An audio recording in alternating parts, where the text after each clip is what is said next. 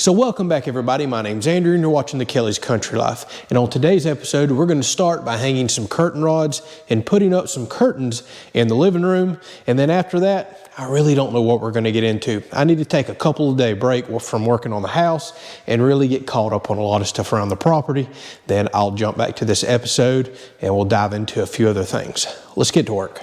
So this should be relatively simple because, well, there is a solid triple 2x10 header up here, and I went ahead and blocked out on either end in the middle a while back when I framed the house with more 2x10 material to make for sure that screws were going to hit something. The last thing I want is a big heavy curtain up there that's just going to pull out. And by the way, I shouldn't say heavy curtain. These are blackout curtains for the bedroom. We're just doing some light sheer curtains here. We don't want to block our view, but there's times, like say at nighttime, that you would like to put a little light sheer curtain up and you know, so people, or I guess I should say animals, look in. There's really people out there, but you never know. So I'm going to start by shooting a laser level line that'll go crossed, and that'll make this nice, quick, and easy for those rods. I absolutely love that laser level for doing things, well, just like this. So Tiffany and I have already held a curtain up, and we kind of knew exactly where we wanted the rod based on how far that curtain was up off the floor. She wanted it to be just above the trim.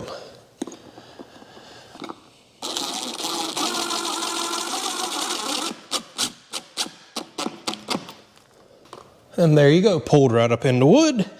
That's why I absolutely recommend everyone block out for things like this when they're framing their house. Now with a rod this long, I am definitely going to be putting a support in the middle.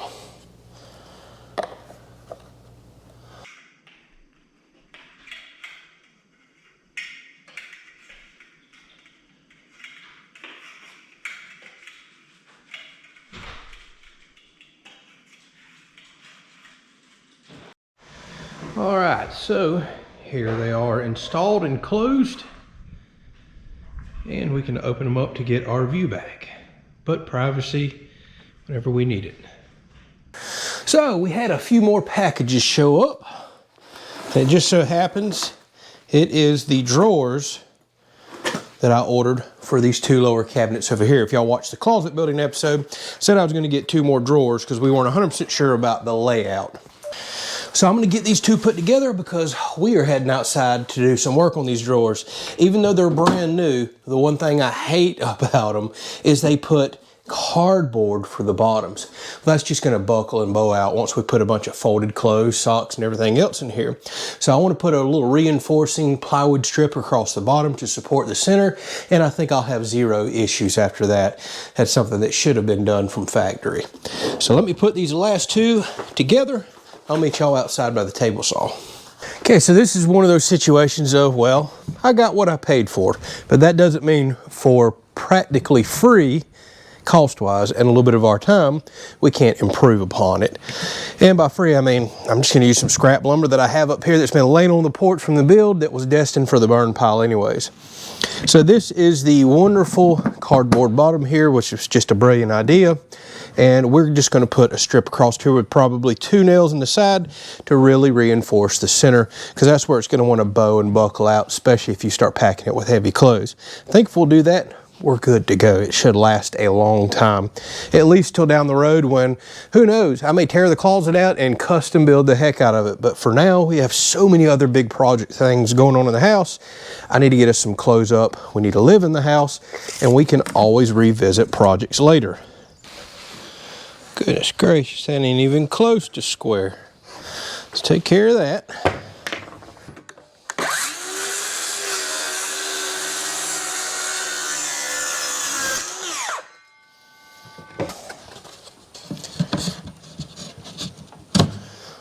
Like a glove. Perfect. Now obviously we don't need a piece this big, so we'll rip this down into 3 or 4 strips. Let's see. So we'll make all of our strips about 2 5/8 of an inch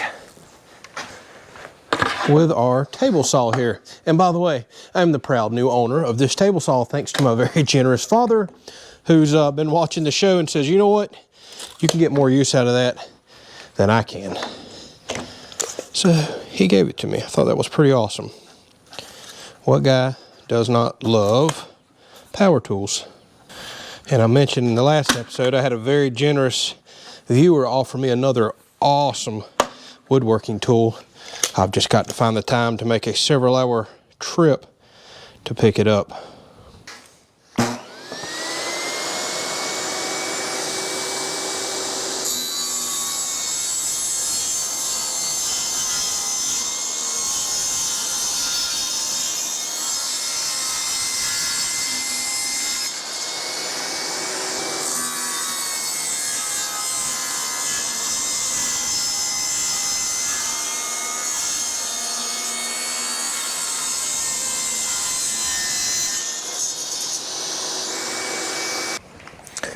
So, here is my thoughts.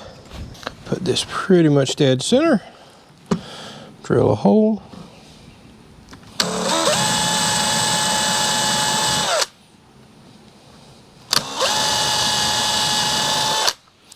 Countersink for the screw heads. And then pop a few screws in.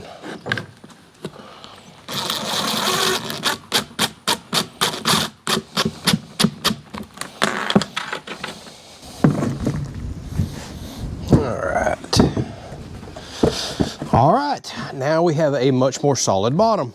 Now this may not make it last a lifetime, but it's got to help. So next, I almost wasn't even gonna record this, but I got to thinking, you know, we're doing a house build. A lot of people are watching for house things, and this is probably a popular subject for some people. So Tiffany and I detest, absolutely hate the sunlight in our bedroom. Can't stand it. My years of working shift work is what grew me to hate that. So instead of, well, sticking cardboard up like we have in there now or doing something that just makes the window look hideous, we found a product on Amazon and we bought it. This is called Easy Blackout. So you can get it in all different kind of colors, but this is a it's a thick plastic rollout type material. You can get it whatever color you want. We did white on one side, beige on the other, because, well, the wall's painted beige. But we're gonna have curtains over it anyways. But we thought the white would look good outside when you're looking in at that window over there. So yeah, you could do tint, which is difficult to work with. It's messy, you're spraying soapy water everywhere. You got a razor blade, you're trying to cut and lay it all in. It's almost a two-person job for somebody that just doesn't really do it. Or you can spend a little more and try this. The reviews were excellent, so we bought it. Let's see, let's go black this window out in there, and I need to put up a curtain rod as well as another blackout curtain on top of that. Again, no sunlight, we don't want it. And the good thing about this product is it comes with Velcro adhesive that sticks to the window. So if you don't like this at any point in time, or if you need to look out the window, you can actually peel this right off, unlike something like tint that you glue on there and, well, it's there to stay. So yeah, this doesn't look good. This is what I've had in here for the time being until this blackout curtain arrived. As you can see, we have this massive window here. Now don't get me wrong, the view's awesome. I love being able to look over the shop, keep an eye on things, but not in my bedroom. And we had to put this gigantic window in, if y'all been watching for a while, for egress reasons. You had to have a certain amount of square footage of an open side of the window in order to escape. Cool thing about this curtain too is it just peels right off of Velcro, so if we ever do need to escape out this window, that option is still there. So the kit also comes with, this is the other side of the Velcro. It comes with some black and white. It says to put the white on here. So I'm actually gonna attach this all the way around the window.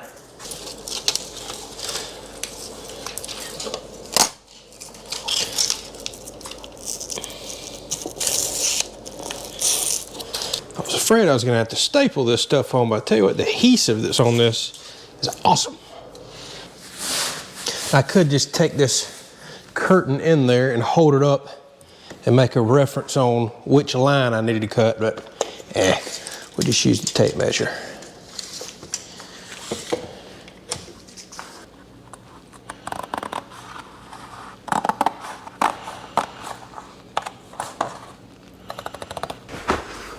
All right, let's see if we can get this in there.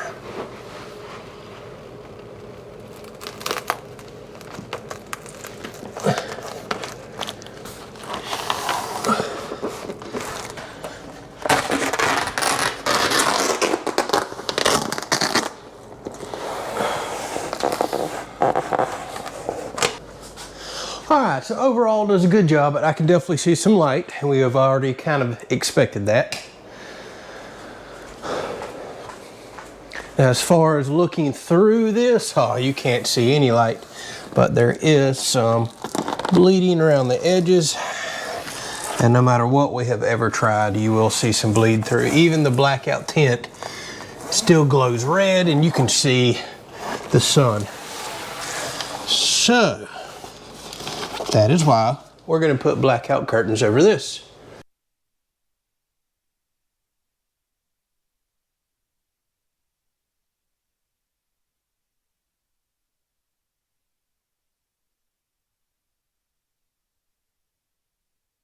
So I just had something else show up, and I'm so glad that it did, because my oh my, has this stuff sparked more controversy than anything that I have done on the channel in quite a while. So real quick, what I mean is the wire shelving. Man, I just released a video installing this stuff, and the comments come out of left field. A lot of people telling me that this is the worst stuff on the planet. It's gonna fall down in no time. It's gonna rip itself out the wall.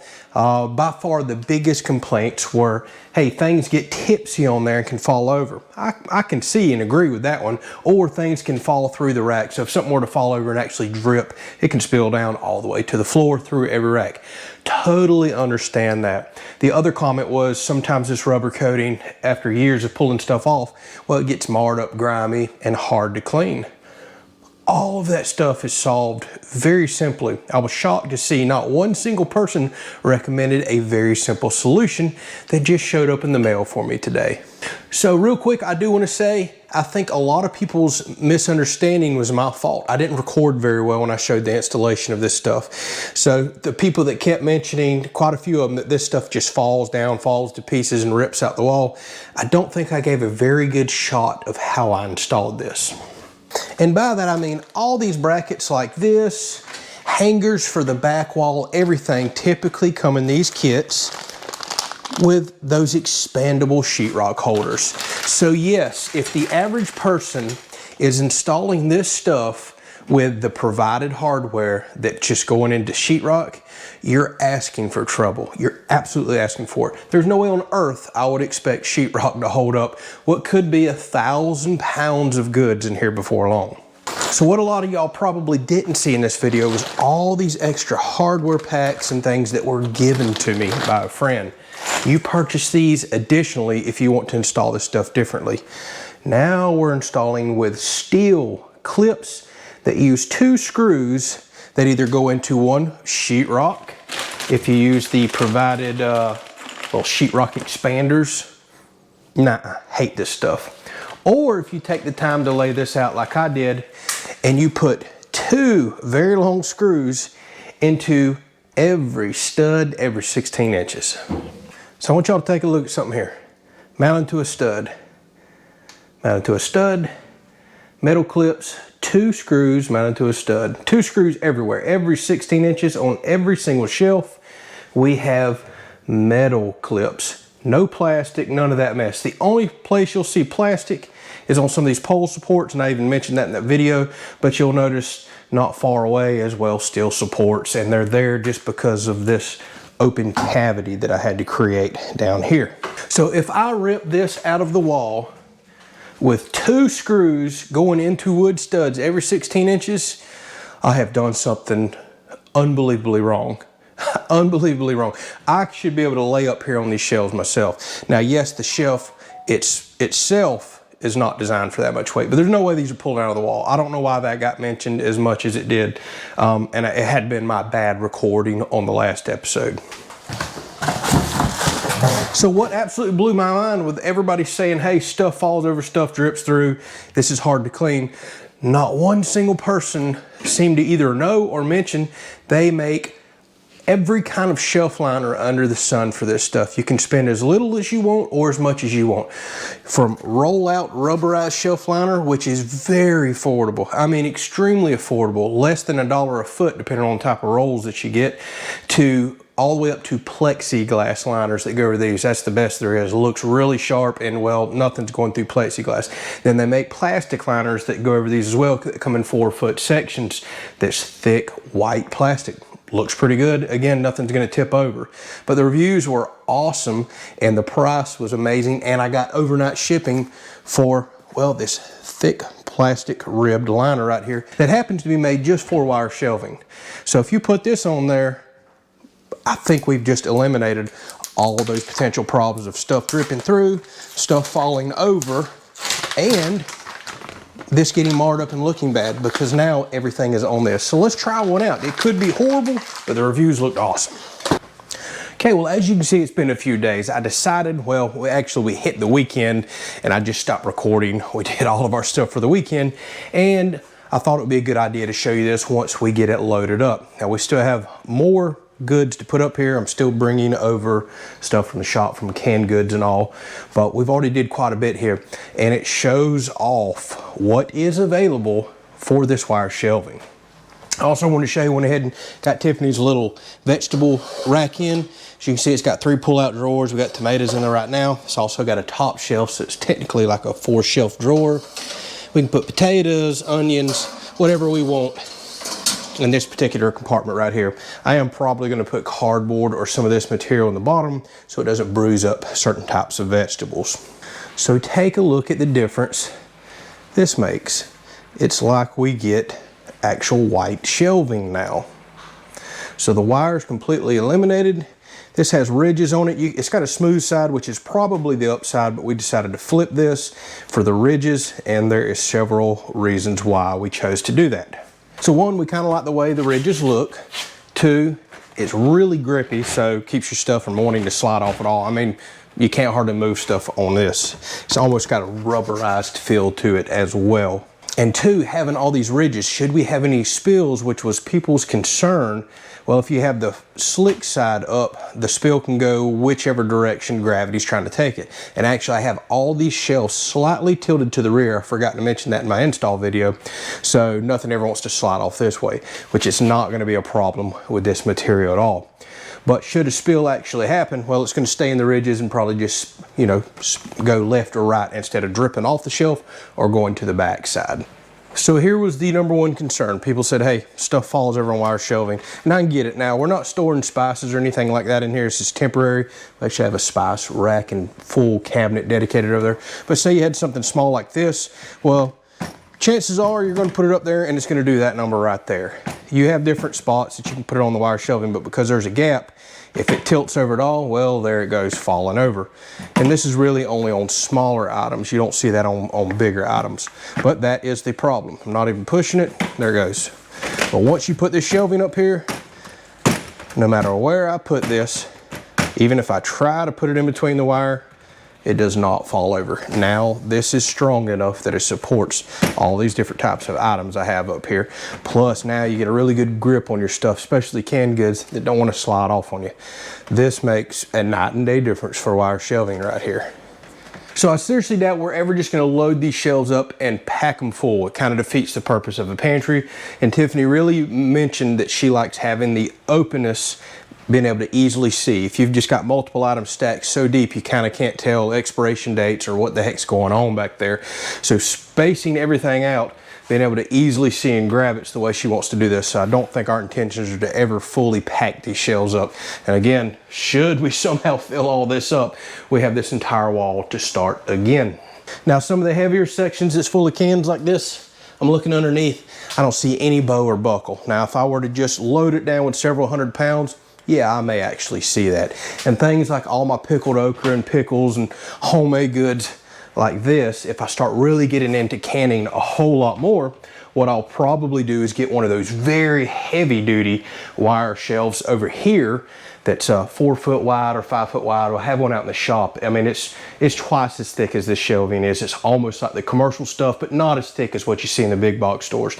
And I can do me an entire rack over here that could literally hold 1,000 or more pounds of canned goods, assuming I don't want to put it up here on the shelves. That was the beauty of us building such a big pantry. We've got room to expand, cabinet, shelving, whatever we want to do in here, and we can store other big items as well. All right, well, I'll put a link to this stuff down there. Maybe you have wire shelving and didn't know about it. This is a game changer. It makes a huge difference and takes away all the concerns that people had, with the exception of some people were concerned about wire shelving pulling out of the wall or falling down. Don't use the sheetrock hangers it comes with. Use those metal clips, screw into studs. You're good to go. There's just no reason for this to pull out or fall down unless you absolutely abuse it. Thank y'all so much for watching. We'll catch you on the next episode.